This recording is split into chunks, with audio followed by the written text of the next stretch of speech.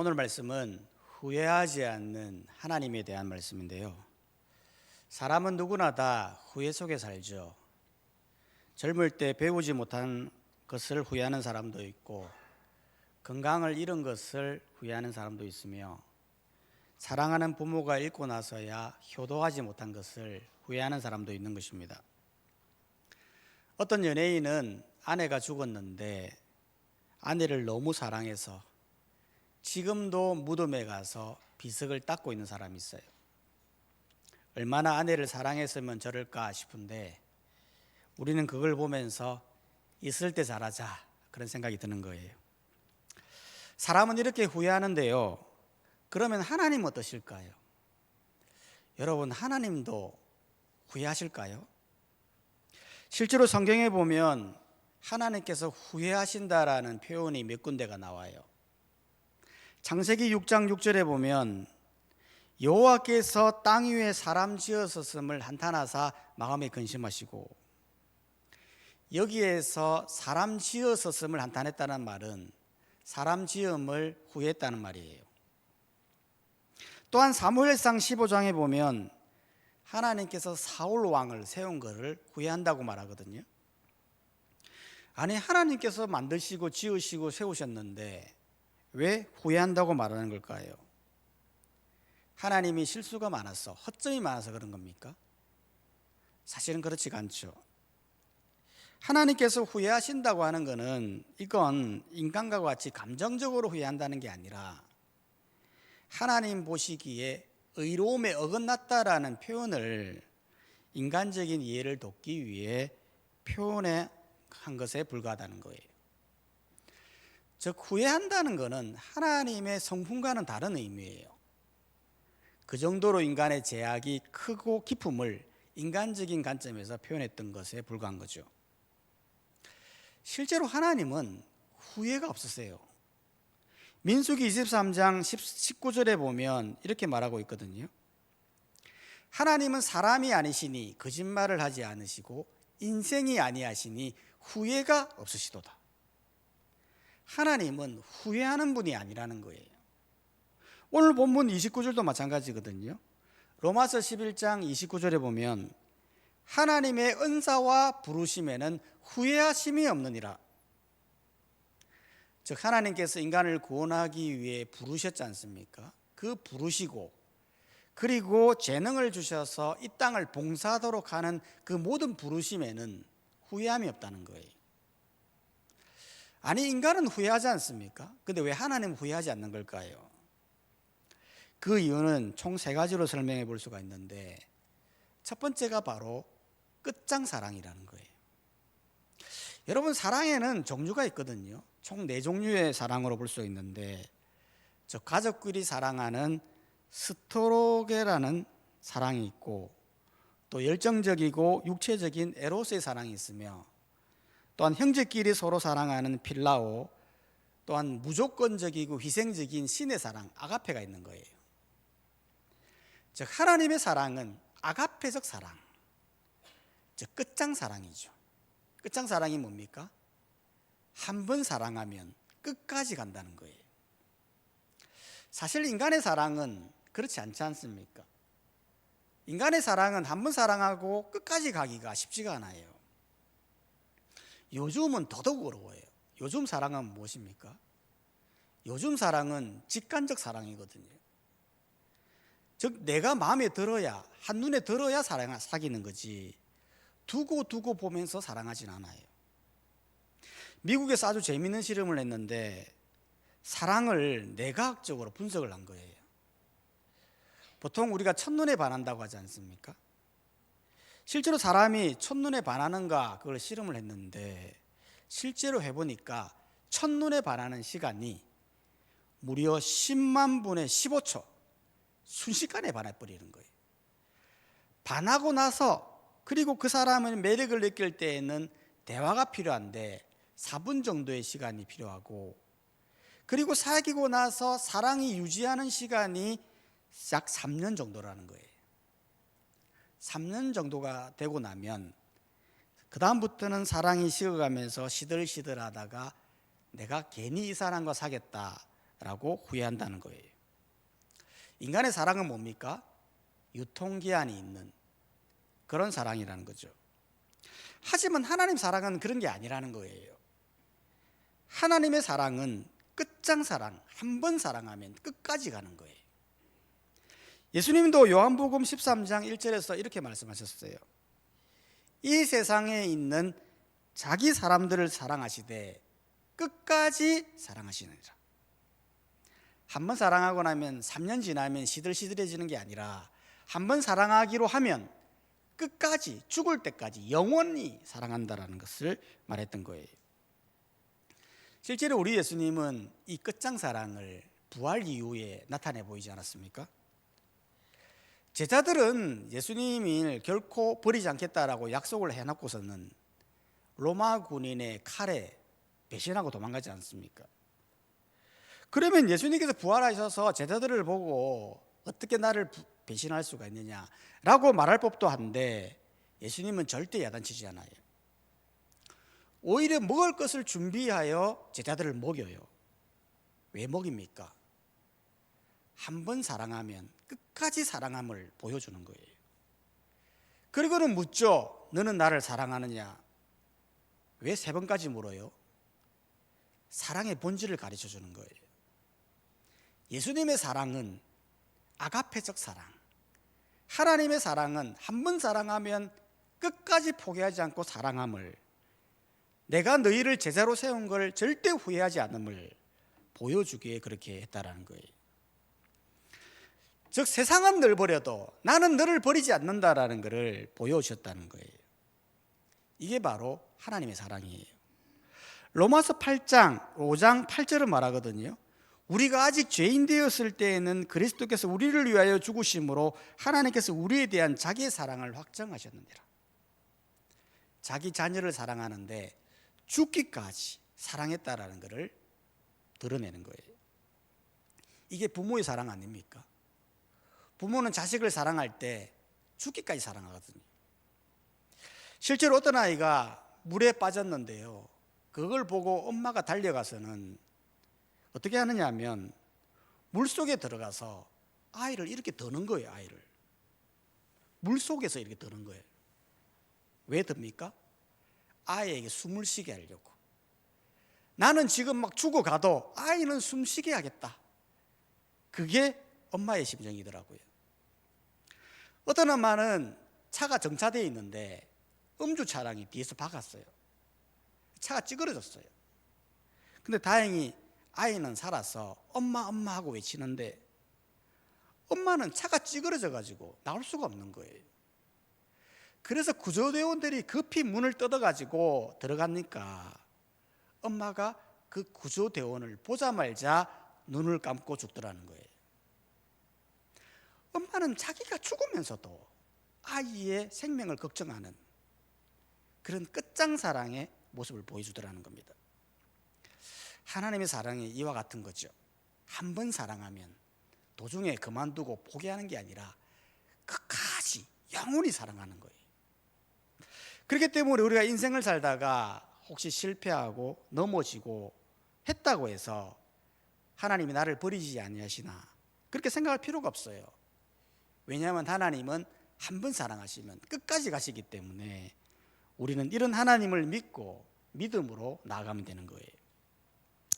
두 번째로 하나님은 왜 후회하시지 않느냐 하면 하나님은 긍휼하신 분이기 때문에 그런 거예요. 실제로 30절이 말하지 않습니까? 로마서 11장 30절에서 32절을 보면 너희가 전에는 하나님께 순종하지 아니하더니 이스라엘이 순종하지 아니함으로 이제 긍휼을 입었느니라. 이와 같이 이 사람들이 순종하지 아니하니 이는 너희에게 베푸시는 긍휼로 이제 그들도 긍휼을 얻게 하려 하심이라. 하나님이 모든 사람을 순종하지 아니하는 가운데 가두어 두심은 모든 사람에게 긍휼을 베푸려 하심이로다.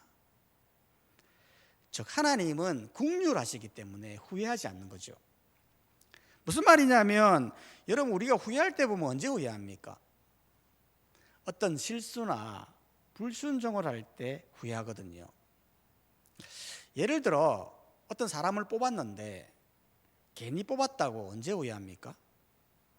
그 사람이 어떤 실수를 하거나 일을 잘못하거나 말을 잘 안 들을 때 괜히 뽑았다 후회하는 거예요. 자식마저도 내가 낳았지만 자식이 말을 안 듣고 자식이 애를 먹일 때 이거 괜히 낳았다 그렇게 후회한다는 거예요. 하지만 하나님은 그렇지 않다는 겁니다.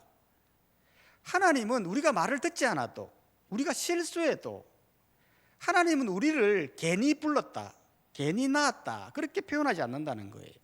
왜 그러냐면 하나님 자체가 긍휼하시기 때문에 그런 거예요. 실제로 오늘 본문의 이방인들을 한번 봐보십시오. 30절에 내가 전에는 하나님께 순종하지 아니했다는 거잖아요.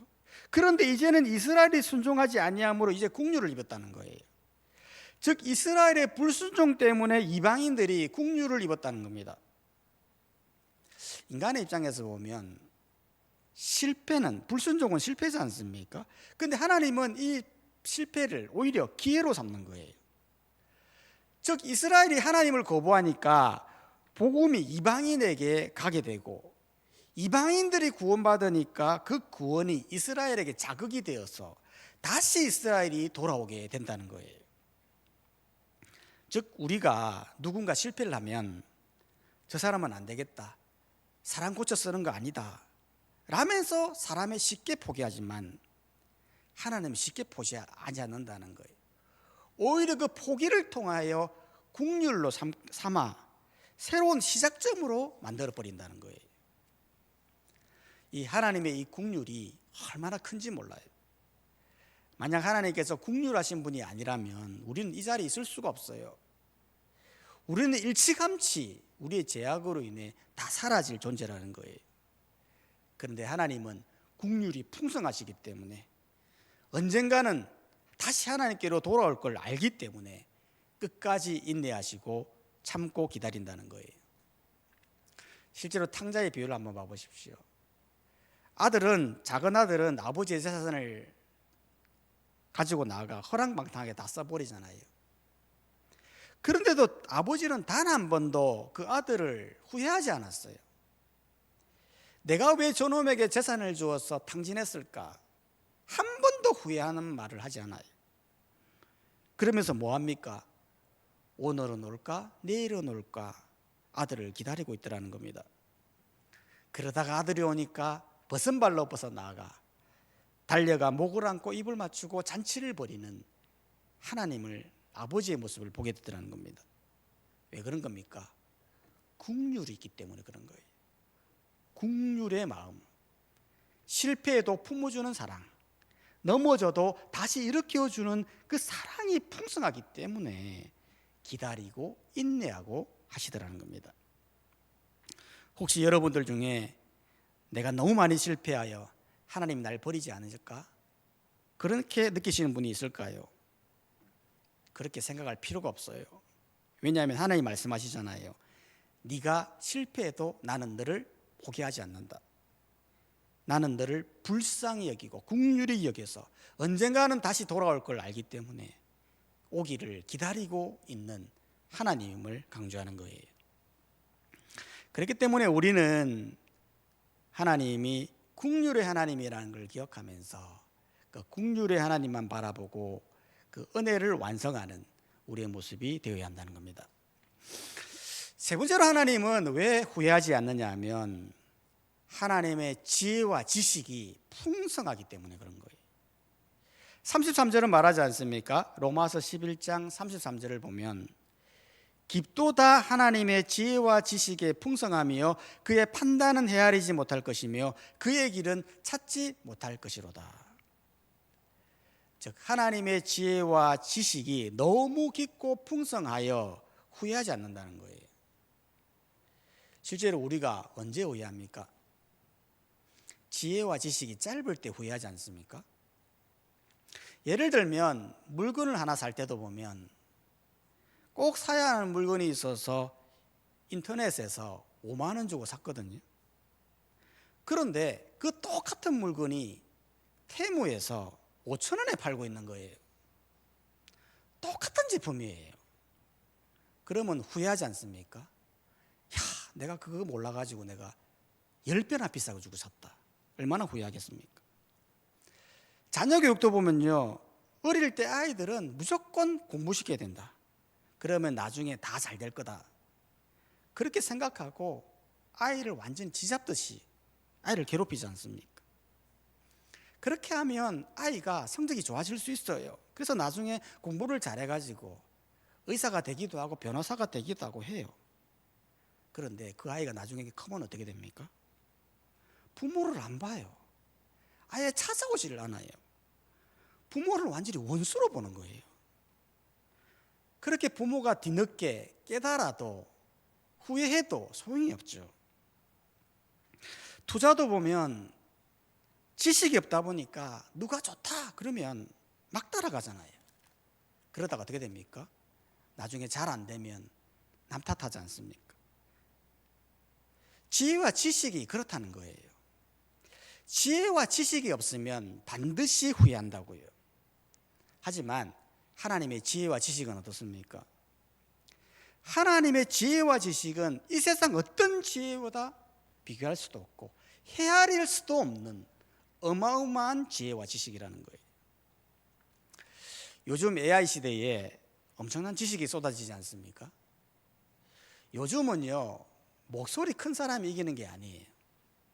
확신 있게 이야기한다고 해서 이기는 게 아니에요. 그럼 누가 이깁니까? AI에게 잘 물어보는 사람, AI를 잘 활용하는 사람이 이긴다고요. 최근에 어떤 일이 있었냐면 저희 엄마가 아니고 수아 엄마가 수아에게 어른이 어떤 일을 하잖아요. 그러면 고생하셨습니다라고 그렇게 인사를 하라는 거예요. 그래서 제가 좀 이상한 거예요. 어른이 수고를 했는데 고생하셨습니다? 그 이상한 거예요. 내가 생각할 때는 수고하셨습니다라고 말하는 게 맞는 것 같아요. 그래서 제가 수고하셨습니다라고 이야기를 해야지라고 했더니 아니라는 거예요. 그래서 어떻게 했겠습니까? AI에게 물어본 거야. 물어봤더니 AI가 뭐라고 얘기하느냐면 아이가 어른에게는 수고하셨습니다라고 말을 하는 것은 감사와 존경의 의미가 있는 것이고 고생하셨습니다라는 의미는 긍휼의 의미가 있다는 거예요. 그래서 어린아이는 어른에게 수고하셨습니다가 맞다는 겁니다. 제가 이겼잖아요. AI 덕분에. 이런 AI, 엄청난 지식, 방대한 지식을 가지고 있지 않습니까? 그런데 이 AI보다 또 더 큰 지혜와 지식이 하나님의 지혜와 지식이라는 거예요. 어떤 AI를 가져와도 이 하나님의 지혜와 지식을 따라갈 수가 없어요. 실제로 하나님의 지식은 이 모든 우주 만물, 우주의 실체, 본질을 아는 분이에요. 하나님은 우주 너머에 뭐가 있고 우주의 끝에는 뭐가 있으며 500년 후에 우리의 삶이 어떠한 것인가를 다 아는 것이 하나님의 지혜와 지식이라는 거예요. 시편 33편 11절은 말하는 거예요. 여호와의 계획은 영원히 서고 그의 생각은 대대에 이르도다. 하나님의 계획 자체는 영원한 거라는 거예요. 그의 생각은 측정할 수 없을 만큼 깊고 풍성한 지식이라는 거예요. 이건 단순히 알면서 끝나는 게 아니라 인간이 어떻게 하면 영원히 살아갈 수 있는지를 그 비밀의 실체를 알려주신 분이 하나님이라는 거예요. 그렇기 때문에 하나님의 계획은, 하나님의 모든 것은 후회가 없죠. 엄청난 지혜와 지식으로 역사를 이루어가기 때문에 한치의 오차도 없는 거예요. 바울이 이거를 본 겁니다.